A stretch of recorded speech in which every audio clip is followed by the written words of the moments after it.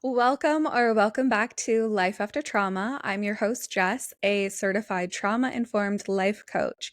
If you're new to the podcast, we bring women together from around the world through conversations that will empower, support, and inspire you on your healing journey. This week, we have Jessica Zemple, a transformational coach, author, and founder of Life Shucker. Today, Jessica and I will be discussing healing from childhood trauma. Hi, Jessica. It's so nice to have you on the show today. Before we jump into today's topic, you have created a brand around a very specific and interesting analogy.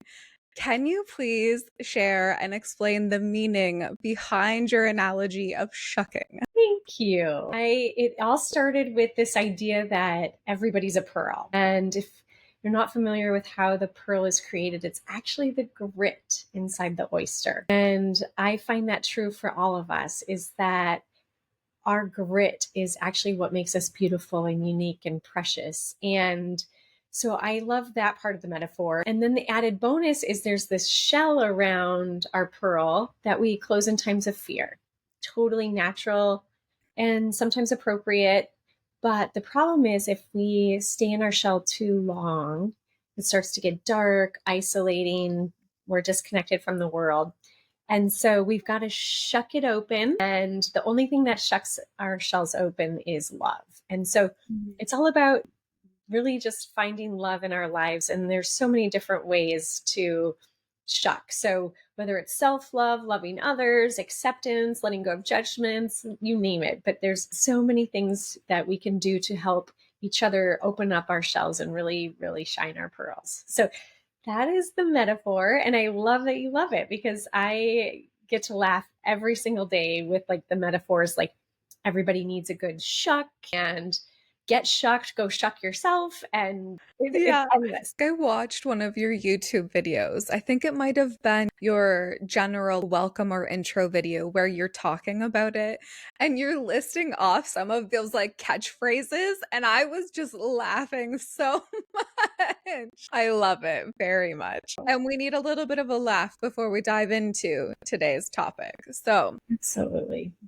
when facing trauma as a child, we're not developed enough mentally to not identify with the trauma or grit in our lives.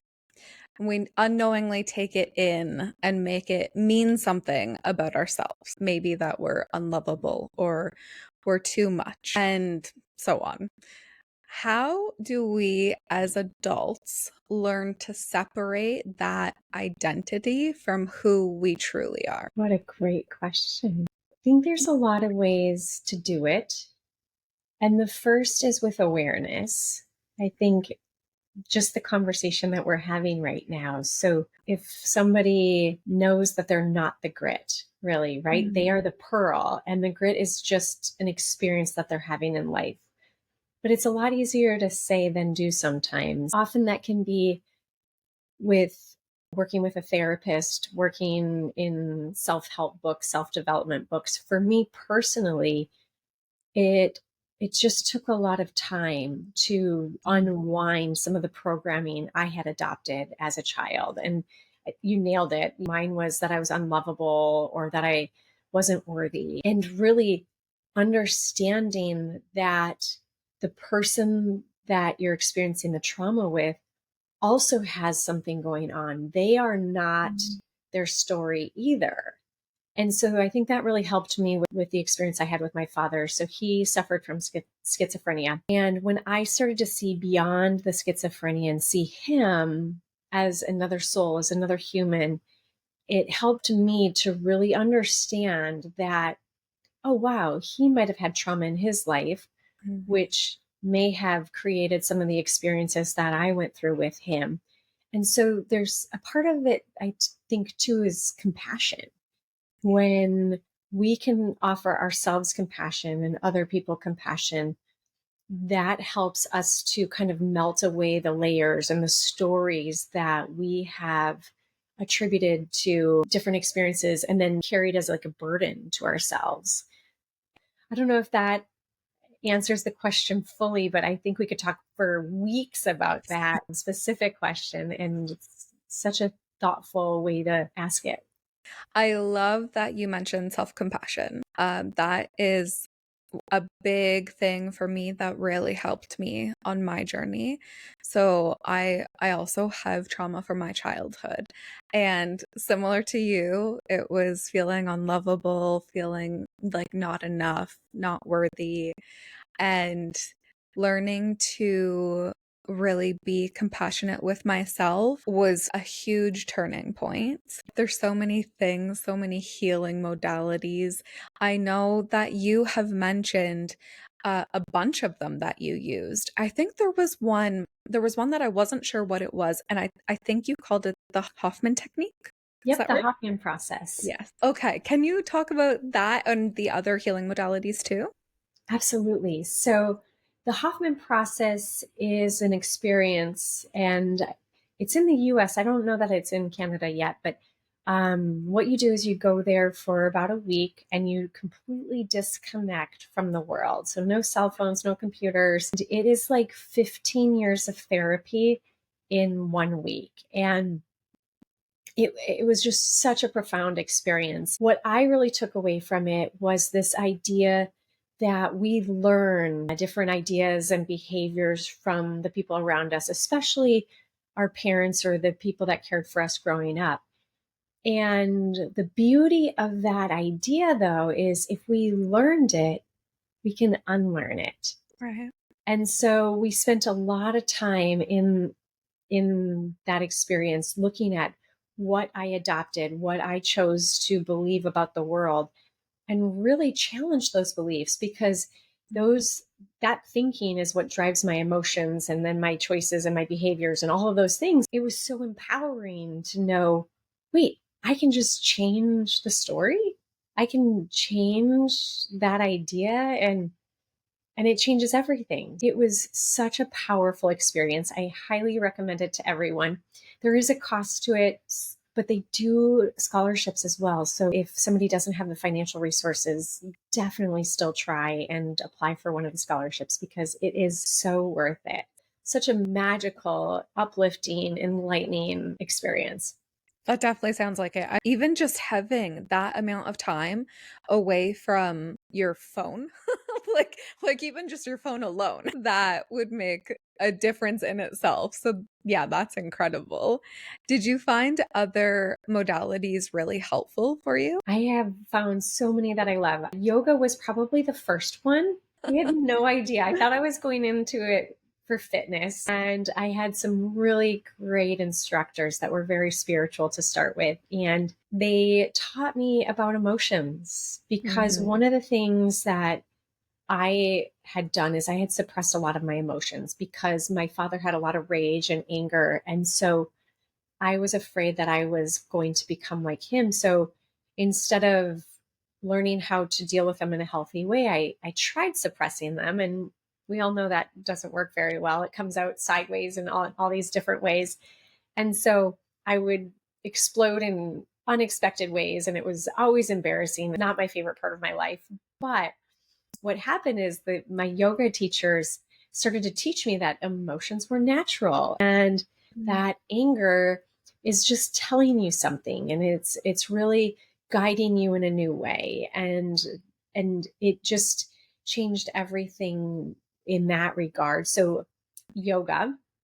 And then also, I love sound healing. That one's a little more passive, because you just get to sit Mhm. there and lay while these sound bowls just open up different energy centers within you and allow things to flow. It's so beautiful, so powerful. I now do silent retreats as well. And I wouldn't recommend that to somebody who's just starting on their healing journey, because it can be pretty intense. I will say, though, if you are called to it, trust that, even if you are new, but go to a retreat center that there are guides that can really, really help you deal with what's coming up, because sitting in silence and meditating in that kind of environment for that long can bring up some really powerful things. And if you don't necessarily have the tools, it can be a little scary at times, but also really magically mysterious and wonderful as well, which is why I keep doing it. But I just want to caution people that I would say, for my experience, silent retreats was a little bit more advanced. And so starting with yoga or the Hoffman process, where you are moving into things a little bit more gently, is a great place to start. So those are some of my favorites. Of course, life coaches, that's what I do. That's what you do. So if you find somebody that you really resonate with and trust, and they have the tools to help you see life in new ways, experience life in new ways, that's always a good way to go as well. So many Yeah. different modalities. Yeah. Yoga was also for me like the first thing that really started to shift things for me. I honestly didn't really know what I was getting into.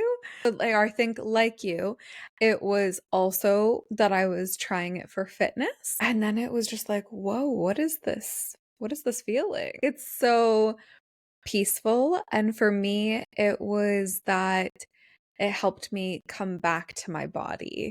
It helped me become grounded, and I learned how to be present. And that is so powerful. Sometimes it's hard to see or realize that something you deal with on a daily basis is a symptom of childhood trauma.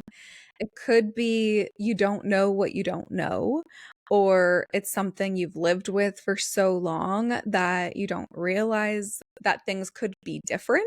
An example that comes to my mind is anxiety. So, like, if you've been anxious for most of your life due to childhood trauma, your anxiety may just feel like your baseline state. So, in the name of bringing awareness, like you were mentioning at the beginning, to these potential symptoms, can you share with us common ways that childhood trauma can affect our adult lives and how it might actually appear in our life? Wow, what a great question. The first thing that comes to mind for me was my relationships. Mm, And there's been layers and layers that I've uncovered and experienced through the relationships. And what stands out the most is I felt really comfortable in volatile relationships because mm, my dad was always up and down. And so that's what was familiar to me. When I actually had a healthy relationship, it felt unsafe, and it honestly felt a little bit boring too, because it was predictable, and I was actually being treated with kindness and respect all the time. you don't have that roller coaster of emotions. Yes, Hmm. exactly. And so I didn't realize that I was attracting in people just like my father. One of my favorite jokes is they say we attract in our parents so we can heal the patterns and the family lineage and energy and stuff like that. I'm like, why couldn't it have been somebody like George Clooney for me, or for you younger people there? I'm sure there's somebody more famous that I'm just not aware of. But I always laugh like, oh, great, I got to date my dad over and over and over again. But the volatility of the relationship, it was familiar. That's something that I've learned too, is just because something's familiar doesn't mean it's right. That is something I always lean into as well. Is like, where am I leaning into something just because I know it? I would say some other things for me specifically. I have a really hard time with locking doors and No. shutting doors because there were so many doors slamming in the house, I think. And Mm. so I'm always very gentle in closing a door. I'm still working on that one, to be honest. Not that it has a tremendous effect on anybody but me. And even me, it's pretty subtle, which is why I probably haven't spent too much time working on it. But it's noticeable. The other thing about doors for me is I always have to lock the front door because my dad would break into our house a lot. So when my partner is looking at me like, why are you locking the door? Fortunately, my partner now, he's great. And he gives me the curiosity and the compassion and really wants to understand why I do things, which is so great. Whereas I've had partners before that really kind of insulted me or joked with me about it. And that just doesn't feel great. Those are a couple for me. Another quirk that I have discovered is I always have to have my back to the wall. So if I'm in a Mm. restaurant, I have to be able to see what's coming at me. And I'm working on that one. I'll put myself in a chair that feels really uncomfortable. And then I really just remind myself I'm safe. I am Yeah. safe. I have a really strong intuition. So if I'm not safe, I will know, or the people around me actually can help too. And so it's a lot of self talk to reduce the severity of that effect in my life, if you will. Mhm. I'm trying to think of some other obvious ones. Those are the ones that stand out right now. But Yeah, what I'm wondering, so it sounds like it's really just a lot of being self-aware and like knowing like the door situation for you, right? That's probably very specific to you and your circumstances. And so other people will have things like that. And so it's really being aware. I guess what I'm wondering is when we are so incredibly familiar with something that it just, I don't want to say it feels comfortable, but it feels normal. How do you think we can break past that barrier to become aware that it might actually be something that's holding us back? it's been helpful for me to have other people reflecting that to me. So whether it's a therapist or a coach and or even a partner as well, because if I'm describing a situation to my coach, she can say or he can say, "Hey, wait a minute, like you know that not everybody thinks that way." Right. And then all of a sudden the light bulb will go off, which is why it's so helpful to have somebody else where you can trust and share openly and vulnerably, because they can actually show you and say, hey, this is not the way everybody would handle this situation. And with the right partner, I think that's possible too. And fortunately my partner now, he's great at that. He's like, well, not everybody thinks that they have to do X, Y, or Z. He's like, is that because of something from growing up or some, and we just get curious. And I do the same for him as well. And so I think it's helpful to get out of your shell a little bit in a way that feels safe, right? Because especially for people that have experienced trauma, it's it can be hard. I don't want to suggest it has to be hard, but it can be hard to open up. And so find the spaces that do feel okay for you, and keep finding a new therapist or a new coach if the first one is not a good fit. There's so many wonderful people that might be a better fit out there too. So don't give up either. Like it's possible. And I think Jessica too, that's like one thing to know for anyone on the healing journey is there is something on the other side. And you might not know what it is or how you're going to get there, but just take one little step and another little step. And eventually you'll look back and you'll be shocked at how far you've come in and and hopefully feel lighter and happier and more fulfilled because of it. But just know that there's more freedom out there. And Yeah. I even having done all this work for years, a lot of healing, I know there's still more available to me, which is what keeps me going. I'm like, oh, what else am I going to unlock? So, yeah. Yeah, I completely agree with that. I think back sometimes on my past and all that I have been through, and it's like it feels like a completely different life. Like some days I'm like, how did I get here? Which is an amazing feeling. But also, it's like, yeah, that did not come quickly. It took time, it took dedication to yourself. It's definitely a journey. It's not linear. There will be setbacks, but when those setbacks happen, you pick yourself up and you keep going. So, childhood trauma can be very overwhelming to face and to try to heal as an adult. What do you recommend as the starting point for unraveling the trauma and beginning this journey? I feel like a few of the things we've talked about are helpful. It's really leaning into the idea that you can do it, that there is the help you need. And the first thing is asking. And Mm, sometimes that can be the hardest part for people.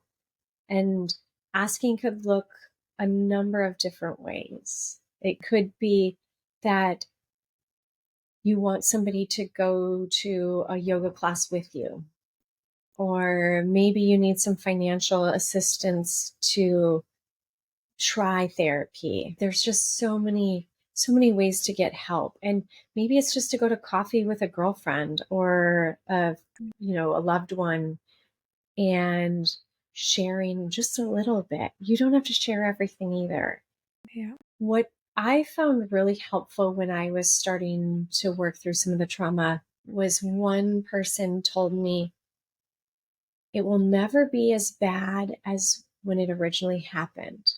And so that helped me have the courage to lean into it a little bit more. And I have found that to be true. It's actually in my head where I made it worse than actually speaking it out loud, because I believe by sharing it, whether it's journaling, and something that nobody ever sees, or sharing it with somebody to witness, I believe once we get it out, that starts to dissolve some of the imprints and the pain and the suffering that we've been holding. Starting there is asking for help.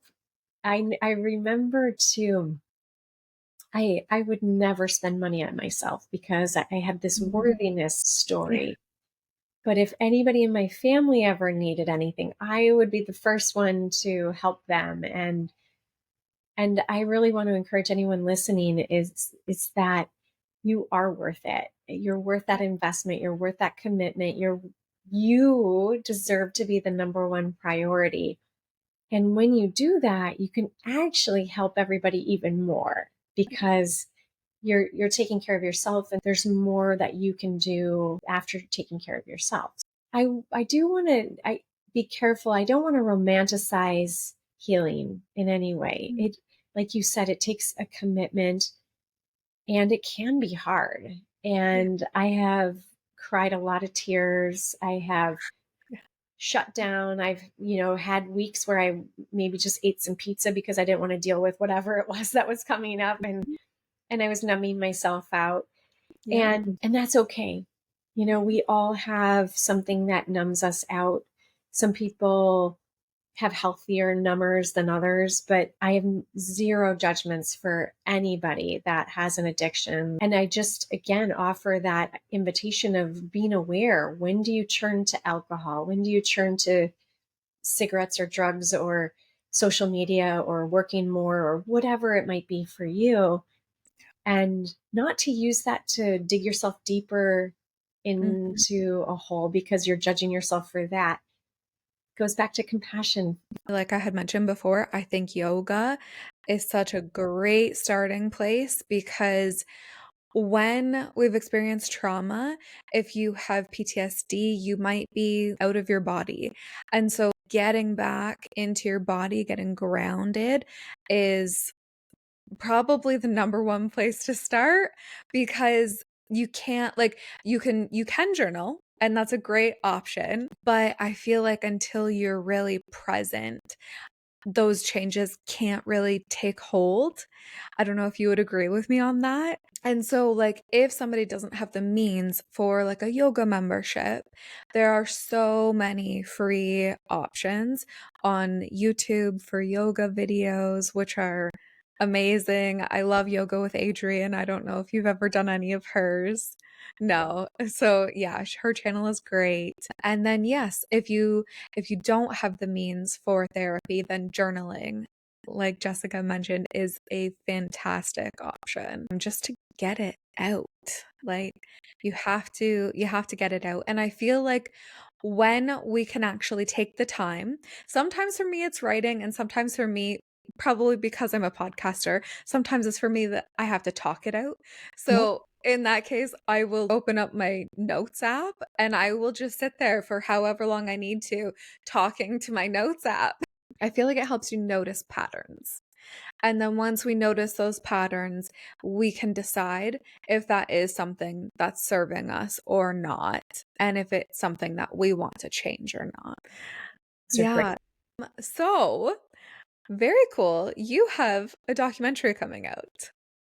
I And do. I would love to hear about your documentary and just some of your story. Thank you. It's called Cracked. It's a short documentary, and it is the story of my father and me.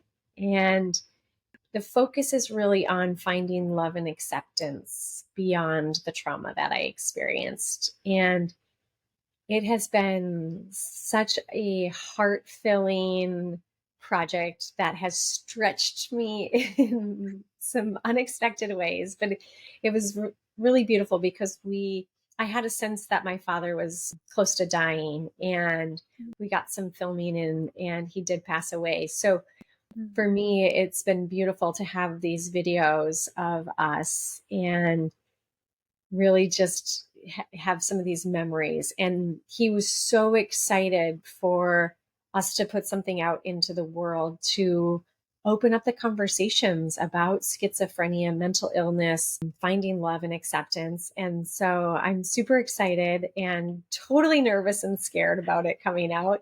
And it's coming out November 11th. So depending on when whoever is watching this, it'll be on my YouTube channel, Jessica Zemple. And yeah, it's just my whole goal is really to spark conversations. And it's not specific to people that have schizophrenia in their lives. It's about anybody that has a fractured relationship, anybody who's been through trauma. And what is it? Who are we beyond our story? Who is the other person beyond their story? Kind of like where we started the conversation. And so I'm hopeful that it inspires more healing and really just more compassion in our world. I love that, and I am very excited to see it when it comes out. I will leave the YouTube channel linked below in the notes. You mentioned that it's about being able to find love and kindness, I believe you said. Is that right? Love and kindness. Acceptance. Yep. Acceptance. Yeah. Acceptance. So can you give us a little sneak peek at how you did that? Yeah. So it's everything we've been talking about. It's really healing and getting to the place that I really knew that I was not my story. And my dad was not the schizophrenia. And all these different modalities we've been talking about, and all the different mentors I've had, and time in nature, and for me, connection to source or spirit or, whatever people's beliefs are, all of that has been part of it. And yeah, it's my love story for my father. And I've just learned so much through this journey. Even things like the schizophrenia, I really wonder if he actually had a superpower, because he would Mm. go off into these other worlds, and when he came back he was very disturbed and agitated and angry. And I'm really curious that if we start to look at schizophrenia in new ways, how might that change things for the person that's experiencing it, for the loved ones? There's such a ripple effect with an experience like that. So the sneak peek, unfortunately, it's only 20 minutes, so I don't get to share everything in it. Maybe there's going to be a longer version where I do get more into all the details, but now you all have some of the details here because of everything we've been talking about. It really, there's no way I could have done this film 10 years ago. If you're watching it and you think that that happened overnight, it didn't, because I don't want you to think that you're failing in the healing journey at all. it's been a lifetime of revelations and inspiration and dedication to finding a new way. Yeah, so Mhm. keep going. Whoever's listening, and if you're just starting, start with one small step. Yeah, for sure. The first 20 years of my life were filled with hard times and trauma. And I started my healing journey around 25. I'm now 36. So it has been 11 years on this journey, and I'm not at the end. There is still so much that I can do. I do think it's really important, like you've mentioned a few times, I think it's really important that people know that it's normal to take breaks. It can be a very overwhelming process to heal. And there were a few times where a year or two would go by and I really didn't focus on healing anything at all. I was just living. And that was okay. And I still got to a beautiful place. It's not about racing to a finish line. It's about listening to yourself and your body and trusting that you know what's best for you. And if you need a break right now, that's okay to take it and be compassionate with yourself about taking it. Don't let that cause you more judgment. So Um, brilliantly said. Hmm. Thank you. Do you have any final thoughts or words of advice? Well, I just appreciate what you're doing. And it takes a lot of courage to put yourself out here and use your experiences to help other people. And so I just want to thank you and thank you for this opportunity to share my journey. And if anybody listening here has questions, I want to help. So let me know how I can help. I've got tons of resources on my website, but also just ask. And whether it's a resource or time together, I just want you to know that you're not alone, and you can do it. If I can do it and Jessica can do it, I know everyone listening can do it too. It's worth it. It It may be is hard, but it's worth it. so worth it. And same to you, though. Creating that documentary, I know you said just a few minutes ago that you were terrified about putting it out, and I totally understand that. I remember the first time when I was first uploading a podcast, and I had, I think, 3 or 5 episodes or something like that recorded, and I was sitting there, everything was set to go, and I just had to hit publish, and it would be out in the world, and it was, oh, like I almost had a panic attack right there just trying to hit that button. But I mean, I feel like that's also a great analogy for healing in general and life in general. Like you had mentioned before, kind of getting out of your comfort zone. And we are going to constantly be coming up to things where we're pushing that limit, but we know that it's a limit that needs to be pushed. Life becomes, like you mentioned, so much freer and so expanded. It's beautiful. Yep. And then you maybe get to stop dating your dad or your mom. Yes, please. Well, thank you so much, Jessica, for coming on. This has been wonderful. Thank you too. I so appreciate you. I appreciate you. Thank you.